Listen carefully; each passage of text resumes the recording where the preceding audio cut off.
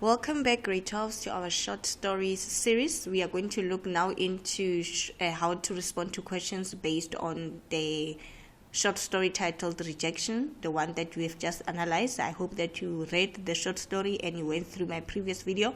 Please don't forget to like the video and to also share. Thank you so much for new, and I also warmly welcome new subscribers. I hope that the videos indeed will help you to do better in English in the subject. Right, now, without any waste of time, we're going to look into the 2023 November question paper as guided in our previous video. With regard to responding to contextual questions, you should expect an extract. You'll be given an extract, and I did mention that you don't need to rush to the questions. You read the entire extract, then you answer these questions. Who is involved? It means the characters that are in the extract, and then the setting, and then the main idea. Where are the characters? Where is this action taking place? And then the main idea, what transpires in this extract. Now, you do all of that before you go to the questions. You will realize that once you have that in mind, it will be quite easier to approach the questions that are based on the extract. And again, I'm going to caution you that it's not all the questions that will be based on the extract. Some of the, especially higher order questions towards the end, they'll be centered around the general understanding of the entire short story. Now, without any waste of time, let us go through the extract. They entered laughing. So it says they. We need to answer who. They entered laughing, deliberately sniffing the fragrant odor of incense that was floating on the air. I sat in front of them, laughing with them. The imam attacked. There's nothing one can do when Allah, the Almighty, puts two people side by side. True, true, said the other two in support. A pause. He took a breath and continued. There is nothing new in this world. True, true. Temse and Maudu chimed in again. Some things we may find to be said are much less so than others. I followed the movement of the haughty lips that let fall their oxens. I explained this line in the analysis, I hope you still remember, which can precede the announcement of either a happy event or an unhappy one. What was he leading up to when these preliminaries that rather announced a storm?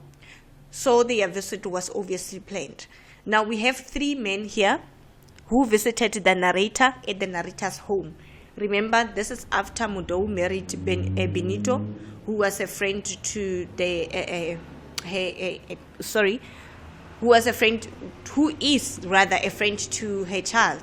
Now, she was rather shocked to see the presence of the three gentlemen who graced her house with their visit. So the where part, which is the setting, comes to be at the narrator's house. And the three men, indeed, they are here to break the news that pardon me for that the narrator's husband, Mudou, has indeed married Benito. And now the three men are there at the narrator's house to break the news to her. So you need to be mindful of where the plot is, who is involved, and what's happening in this extract before you can go to the questions. And then I followed the movement of the haughty lips that let fall these oxens, which can precede the announcement of either a happy event or an unhappy one. That was he leading up to with these preliminaries that rather announced the storm. So their visit was obviously planned. Does one announce bad news dress up like that in one Sunday's best? Or did they want to inspire confidence with their impeccable dress? I thought of the absent one. I asked with a cry of a haunted beast. And then in our analysis, I also explained this figurative expression, right? A cry of a hunted beast. A beast that cries is a prey that cries because it's going to be hunted, and being hunted, it means that it's going to be killed. Now this cry signifies the writer's sad emotions, which are compared in a simile to that of a cry of a hunted beast. And then the Imam, who said finally got hold of a leading thread, held tightly on to it. He went on quickly as if words were glowing embers. Again, figurative expression, were glowing embers in his mouth. Yes, Modo fall, but happily. He is alive for you, for all of us, thanks to be to God. Right? And then it ends here, the extract ends here, but you know that the continuation is that indeed they are going to break the news that Mudo married Benito. So with that said, now once you have done that, you have grasped what the extract is about, who is involved. Now we can safely go to the questions. And then bear in mind that you'll be given this column. This column has both a flat and round characters. Remember, the flat characters are those that we meet once in a while, and the round characters are your protagonists, that which carry the story from the beginning to the end. So we grow with them against the plot. But also the flat characters are those that are sort of a supporting cast that we see once in a while, but they also serve an important role. So bear in mind that when examiners ask you to match column A and column B, it's based on characters. Don't assume that you are only going to get round characters. Even the flat characters may be there. So it's important to know all the characters of the particular short story. Right, and then A, we've got Daba.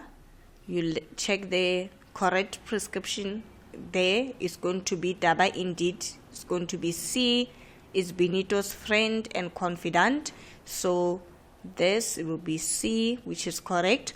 And then Benito, forced into marriage. Of course, this is the correct one. Remember that her mother is the one who forced her to get married in order to escape poverty. And then we have Mudo,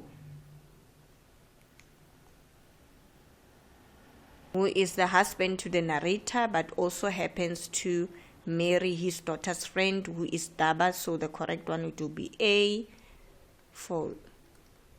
And then we have Imam, who is the Islamic spiritual leader, the one that you are just reading about here in the extract, who joined the two gentlemen to go and break the news to the narrator that indeed Mudo married Benito. So there's one, it will be N, B, right? So you're supposed to get all of these correct because you have answers here, right? Now, question 5.1.2, describe time and place. I did mention that this question speaks to the aspect of setting. So one, you need to mention the place where they are, and then time, it will definitely be, yes. So with reference to this question, it speaks to setting, the description of setting, but now it says time and place. You need to mention the actual place where action is taking place and the events surrounding. Either you mention what happened prior, the characters being there, or what happens after.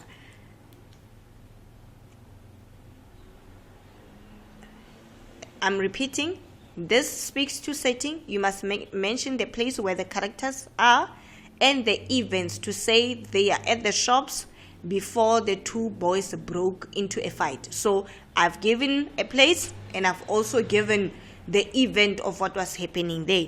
So with regard to that, it means that for 5.1.2, we already have it in our analysis when we unpacked the extract.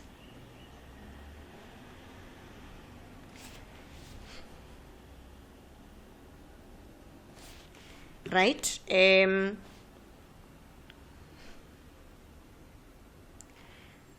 is 2 marks, so the answer will be the setting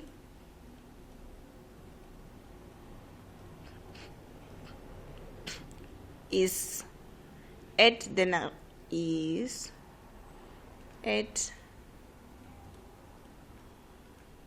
narrator's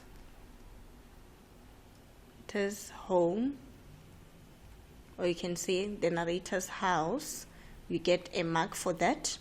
And then the events surrounding that after the marriage of Mudo to Benito, or alternatively you can say when the visitors come to inform the narrator of Mudo's second marriage.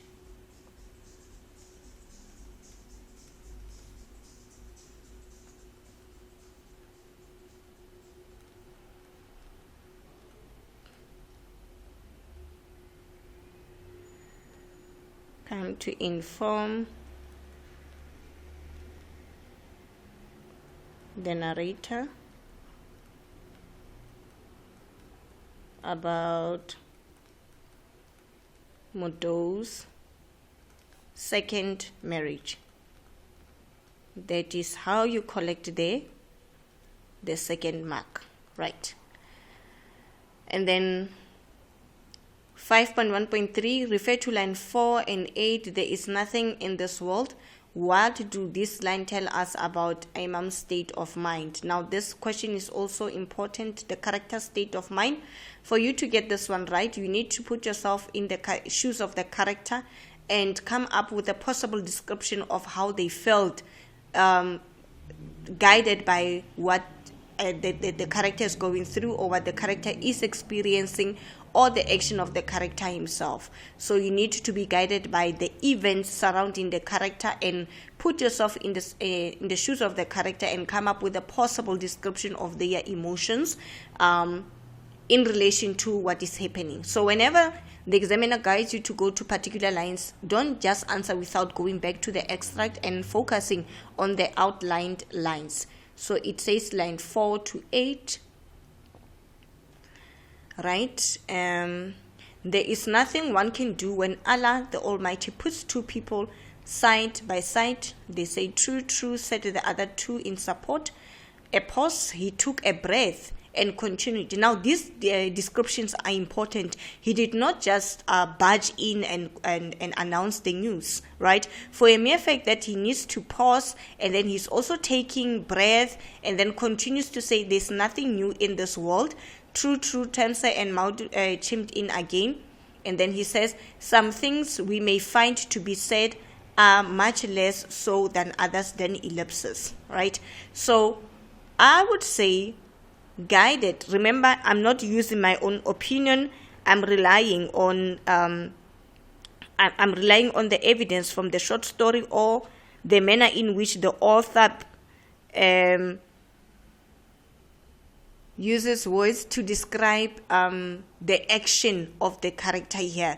So the best possible response for me, for a mere fact that he's have to pause and then he's taking a breath, which shows me to a state of nervousness. So you come up with a possible description guided by the manner in which characters are reacting to the events that are transpiring. That will be the possible state of mind. Now the state of mind, and then remember, what do this line tell us about Imam's state of mind? It means that it's 2 reasons and then 2, I'm sorry, did I just say 2 reasons? It's 2 marks because you need to substantiate your answer with a reason. If you come up with the emotions that he feels angry or he feels sad, you must come up with a reason. And remember, the reason must always be rooted or be deduced from what is happening in the story. Don't use general statements. Right. Now, with that said, the answer therefore would be Imam feels, I will say,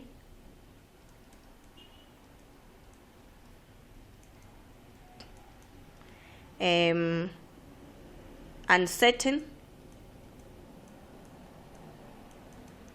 or one can say, or nervous. Nervous can still be correct, or any other words that are synonymous to the word uncertain or nervous, and then we need to substantiate with that. What makes him to feel uncertain, nervous, or even uncomfortable is that he has to break the news to Mudo's second marriage to the narrator.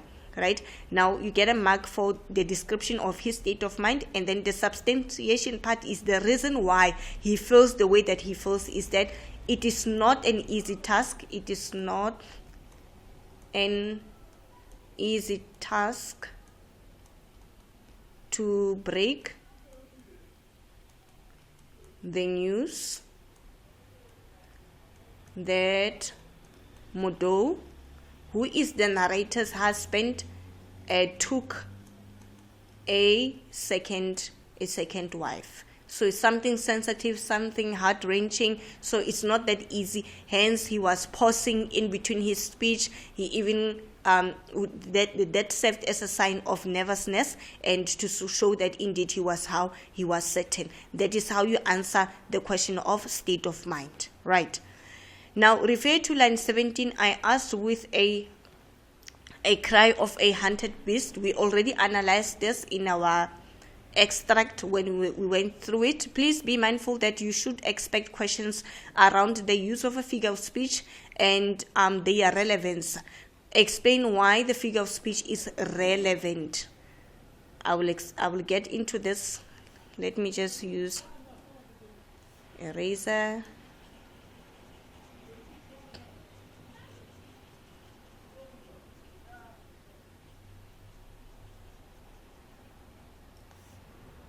And then,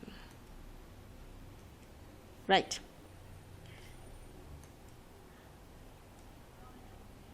And a different one. Perfect. Line 17, there's one that we spoke about, the line where the narrator said that I asked with a cry of a hunted beast, and then the figure of speech here, it will be what? A metaphor, which is a direct comparison. Now, whenever you have to justify a comparison, you must give us the explanation must be centered rather around the two objects, two animals, two things that are being compared, and the similarity between the two gives you the relevance. I'll break it down again. Now, identifying the figure of speech used in this line, it's a metaphor.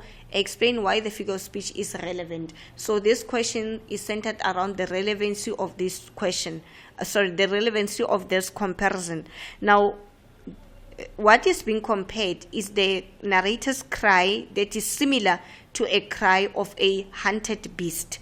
Now, what is the relevance? You break it down to say, remember, this is only 1 mark to mention the figure of speech, and then the entire 2 marks, it will be for the explanation of the relevance, the significance between the two things that are being compared. Now, I'm saying to get it right, you must establish the common thread between two things that are being compared. Now, that gives us the significance of the comparison. Right.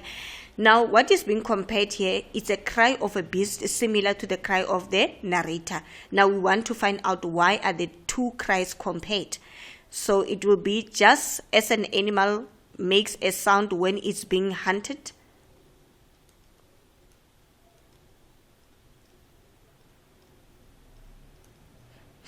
An animal here, remember we are talking about beast. Makes a sound, or you can say cries, when hunted, comma. So does the narrator cry out when she realizes what the truth that Mudo's second marriage. And this figure of speech is relevant because it further shows the narrator's deep-seated pain. So, is the narrator's cry, in bracket we can say pain, when she hears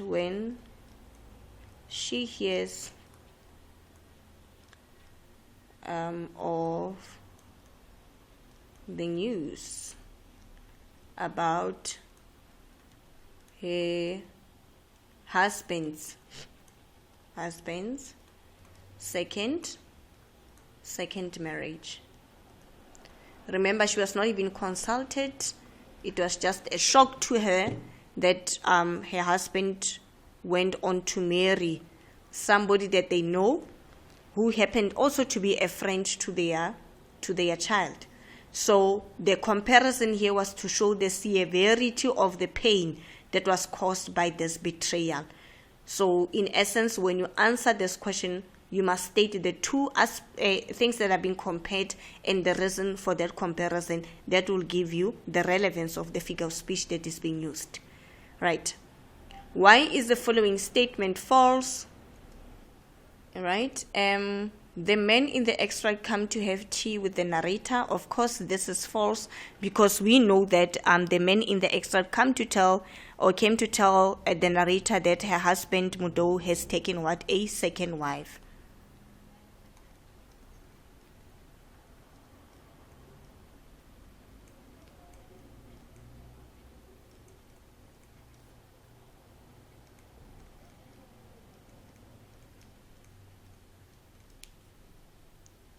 That her husband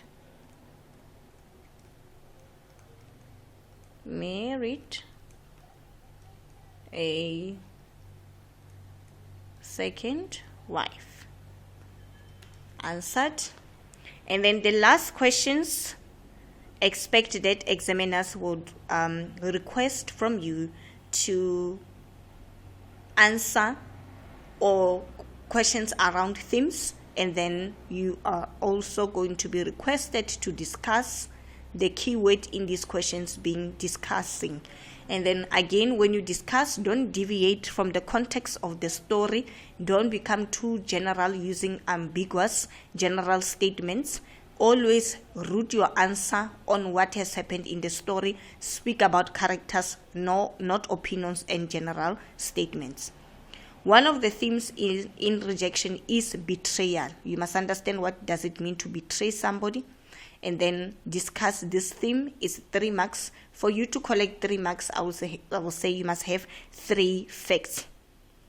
1, Mudo betrays his wife and daughter by taking a second wife. That can be fact number 1. 5.1.6, betrayal. So Mudo betrayed his wife and daughter by taking a second wife.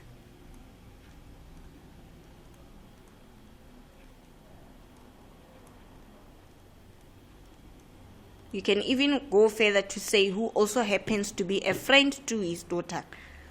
Right? You can even go further to strengthen this fact.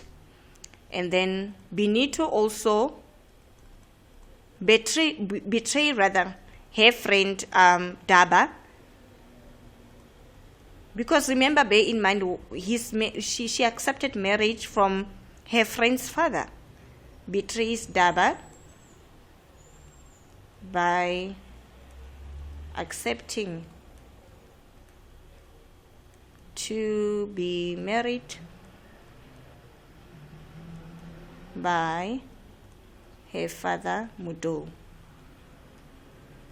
So always, you don't give general statements, you speak about characters and the events of the story.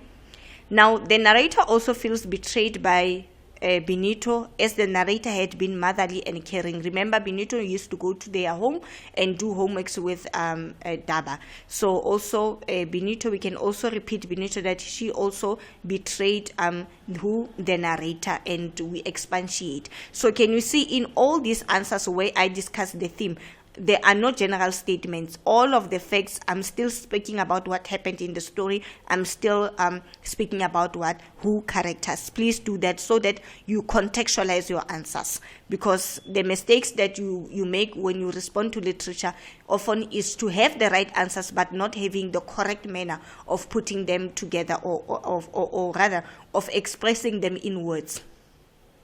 Now, the narrator can be admired for his strength of character. Discuss your view. Again, you've got 3 facts, and either you can say yes or no. One of the facts that you can use to answer this one. I hope this color that I'm choosing will be visible on your screens. Let me see. All right. One of these facts, you can say yes. The narrator, when shocked, accepts the news of Mudo's second marriage with dignity. Remember, she did not react violently when she heard the heart-wrenching and unbearable news that her husband indeed took her second wife. So she can indeed be admired. One, the fact is that, number one, the narrator accepted the news with grace as she was calm. Now, I made a mistake myself. You see, I said the narrator accepted the news with grace. The question will be what news? So you must always be specific. The news that her husband took a second wife. That can be fact number one. And then fact number two, she refuses to be influenced by Daba to divorce Mudo. Fact number three, she rejects Tamsa's marriage proposal in return to regain her independence. And at last, she managed to stand up for herself, which can be a character trait that can also be admired. And then remember, this is an open-ended question. One can say, no, I don't admire the narrator. One possible response can be, after a marriage of 25 years, the narrator should fight for her marriage. She is too passive, meaning that she's not reactive. She should have seen the warning signs that Mudo is paying too much attention on Benito. That can be another possible response. And then another one, she blames herself for Mudo's second marriage, which was actually wrong because it's Mudo's doing, not hers. Now, what I want to draw your attention to is, in both answers, when you say yes or no, you don't admire, either you admire or you don't admire the character. I have used evidence from the short story to substantiate my answers. All right. I believe this again will assist you in how to interpret literature questions. I'm going to see you on another upload when we are going to do the third short story, which is a bag of sweets. Again, please don't forget to hit that subscribe button and the like button to like the video. And stay tuned for more. Thank you.